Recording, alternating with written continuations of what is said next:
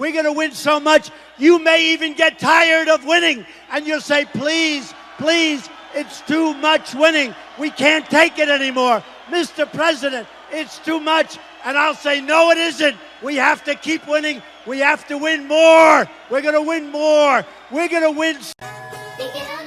Hey, I'm tripping, I'm sliding, I'm riding through the back like fuck. What's that on the beat, bro? Beat, bro, in rap. He a freak, though, man, damn, call that ambulance. Tell him breathe. Then them boys to the cross, they walk around like thieves. What's up with these Jabroni, trying to see Compton.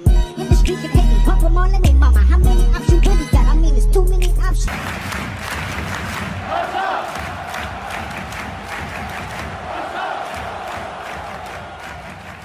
At the time that I'm recording this video, Real Betis just scored their second goal. Barcelona are winning 5-2, but I think that the conclusion has already been made. Barcelona have achieved the 3 points. They have brought in a humongous game tonight, a match that we did not expect. I thought that this game was going to be maybe 3-1, maybe 2-1, like a match where we're going to be seeing a very small goal margin between the two teams, but that was not the case tonight. Barcelona came in fully firing with a lot of conviction, a lot of eagerness to win. It was a huge game, and let me remind you guys that Real Betis is not an easy team. Real Betis are one of the best defensive teams in La Liga today. Stats do show that they have only conceded 14 goals so far this season, ranking them in 4th, and they only average 1 goal per 90 minutes. Once again, ranked in 4th, next to Atletico Madrid, Real Madrid, and Villarreal, who are all in the top 3. Barcelona are like ranked 8th or 9th, and the fact that Barcelona just came into their stadium, not at Barcelona Stadium, but to Real Betis Stadium, and scored 5 total goals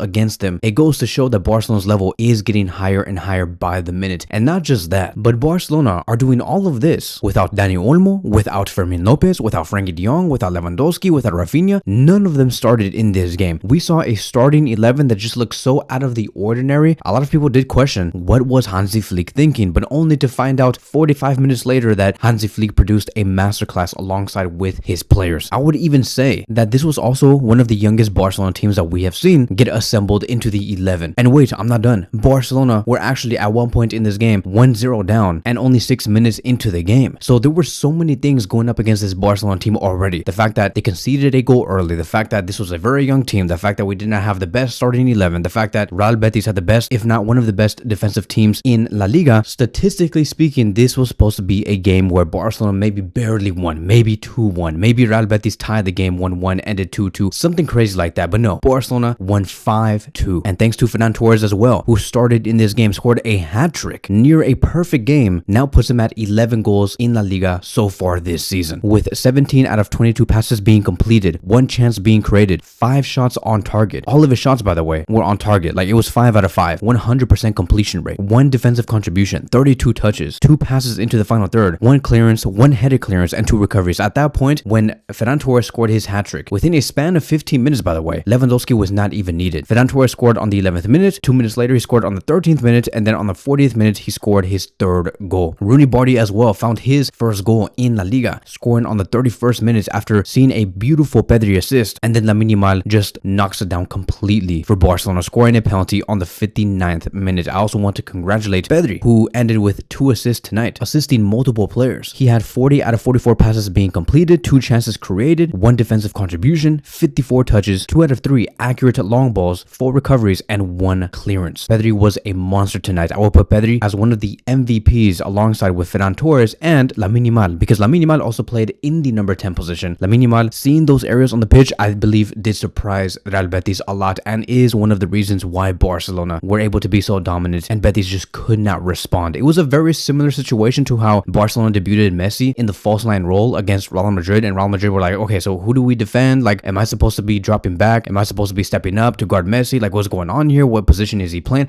I think Betis saw the exact same thing with Yamal, because they did not expect for Yamal to be starting through the middle, and so he created chaos. He created the most chances, which was a total of 4. He has completed the most dribbles, which was a total of 4. He was the most fouled player, which was a total of 6 times, won the most duels, which was 13, and has lost the most duels, which is a total of 10. So Lamine Yamal was everywhere as a number 10. And as I'm recording this video, I do see that Real Betis have scored their 3rd goal, and now it's 5-3. Now we gotta be careful, right? right? Because it will be kind of embarrassing for me to record this and to maybe find out that, the Real Betis score 2 more goals and it ends up being 5-5. But yeah, right now it's 5-3. I don't think Barcelona are going to be dropping their level from here. It is what it is, but yeah, great goal coming from Real Betis. Like I've said, Betis were going to try and fight in this game because Betis is a good team and I don't want to take anything away from them. But going back to Barcelona, right? Barcelona had a huge week. We're talking about Barcelona first dethroning Atletico Madrid earlier on Tuesday, which ended 3-1. It was one of the best Atletico Madrid sides that we have seen. If not, we're currently witnessing one of the best Atletico Madrid sides in many years. I can say the same thing with Real Betis. Barcelona are dismantling teams left and right, and it's one of their best versions that their fans have seen in many years. I really want to give you guys that type of context, right? Because what Barcelona is doing today, it is special, and this is proof that Flick's team is getting closer and closer to returning to what it used to be. And that is the best news that I can probably give to you guys today. Unfortunately, Real Betis could not get themselves closer to Atletico Madrid, who are in 4th place. They're really trying to push it to get up there in the top 4, but it's just not going to happen tonight. Barcelona have gotten the 3 points. They have achieved 40 points now, which currently stands at a 4-point lead against Real Madrid. The fact that Barcelona have scored 47 goals so far this season in La Liga is unheard of as well. It's one of the reasons why Barcelona can never get beaten in terms of goal difference. You have Real Madrid at 32 goals, Villarreal at 31, you have Atletico Madrid at 28, but then Barcelona just burst through all of those teams with a total of 47. This is a great way for Barcelona to boost their confidence, their momentum as well, because our next game is going to be a Champions League match. It is going to be against Frankfurt, and I don't know if you guys have seen Frankfurt's recent match that happened just a few minutes ago. It was against Leipzig, and Frankfurt lost against Leipzig 6-0. It was a disastrous game for Frankfurt, and I believe that when you combine Frankfurt's current form and with Barcelona playing at home, we can expect another good result next week for a Champions League game. It's quite clear that Flick has a target, that he wants to end 2025 in a very strong way and go into 2026 and finish strong. But I'm glad to see that in the end, everybody also got minutes. Christensen came in on the 46 minutes. Frank de Jong got a couple of minutes as well. Same thing with Marc Bernal, Fermin Lopez, Hofre Torres, which is surprising. It does seem quite clear that Flick wanted to rest Lewandowski and Rafinha completely tonight, and I think that they will be ready for the match against Frankfurt, and hopefully Barcelona can get another big scoreline. But that is it. That is going to be wrapping up today's video. Thank you guys so much for watching, and I will see you guys in the next one.